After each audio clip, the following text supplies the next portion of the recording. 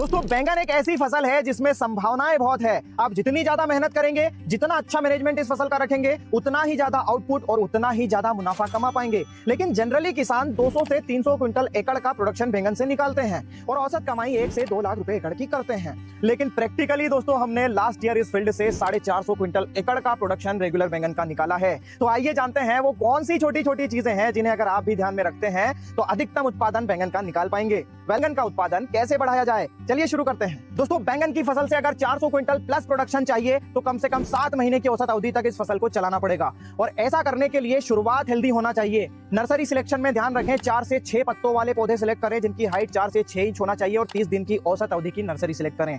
पौधों के तने कड़क होना चाहिए ताकि शुरुआत में डैंपिंग ऑफ जैसी समस्याएं नहीं आए। दोस्तों मजबूत उत्पादन लेने के लिए बेसल डोज भी मजबूत ही होना चाहिए और जो किसान बैंगन का रिकॉर्ड तोड़ प्रोडक्शन लेते हैं वो बेसल में माइक्रोराइजा डालना नहीं भूलते हैं, क्योंकि ये फसल बहुत ज्यादा ग्रोथ करती है, बहुत ज्यादा न्यूट्रिएंट्स मांगती है। तो माइक्रोराइजा अगर बेसल में आप डालते हैं और ये प्रॉपर्ली वृद्धि कर लेता है तो ये रूट्स की पहुंच के बाहर के न्यूट्रिएंट्स भी पौधों को अवेलेबल करवाता है और विल्ट जैसी समस्याओं से भी बचाता है। दोस्तों अगर ये फसल स्वस्थ रहेगी तो प्रोडक्शन ऑटोमेटिकली बढ़ जाता है और इस फसल की सबसे बड़ी समस्या है स्टेम बोरर, और अगर इसका लार्वा तने में प्रवेश कर गया तो इस समस्या को 100% कंट्रोल करना संभव ही नहीं है और कितने ही किसानों की तो पूरी फसल बर्बाद कर देती है ये समस्या।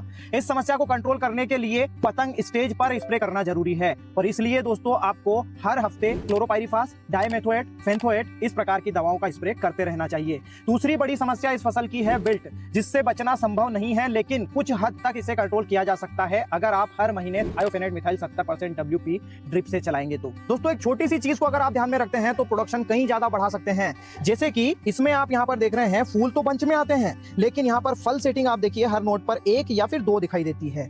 जितने ज्यादा फूल फल में कन्वर्ट होंगे प्रोडक्शन उतना ही ज्यादा देखने को मिलेगा और सुबह 7 से 11 का समय होता है इस फसल में परागण का, तो ध्यान रखें स्प्रे हमेशा शाम के समय ही करें इस फसल में। दोस्तों इस फसल से अगर अधिकतम उत्पादन लेना है तो फ्लावरिंग और फ्रूट सेटिंग स्टेज पर ये फर्टिगेशन शेड्यूल फॉलो करें। साथ ही इस फसल को पानी की कमी या अधिकता के कारण स्ट्रेस में नहीं जाने दें और स्ट्रेस से बचाने के लिए हर महीने एक बार सिलिकॉन का स्प्रे जरूर करें। दोस्तों अगर इस फसल में फ्लावर ड्रॉप होने वाली शिकायत आती है तो आप अल्फा नेफ्थेलिक एसिटिक एसिड का इस्तेमाल भी इसमें कर सकते हैं और उत्पादन बढ़ाने के लिए यह भी बहुत जरूरी है कि आप इसकी रेगुलर तुड़ाई करवाएं। अगर फल ओवर साइज होते हैं और पौधे पर लगे रहते हैं तो पौधे पर अननेसेसरी लोड बढ़ता है जिसके कारण उत्पादन में कमी आती है। तो दोस्तों इन छोटी छोटी चीजों को अगर आप ध्यान में रखते हैं तो बैंगन का अधिकतम उत्पादन ले सकते हैं। दोस्तों ये एपिसोड अगर आपको पसंद आया हो तो अपना वैल्यूएबल फीडबैक जरूर दीजिएगा, वीडियो को लाइक और ज्यादा से ज्यादा शेयर करिएगा। धन्यवाद।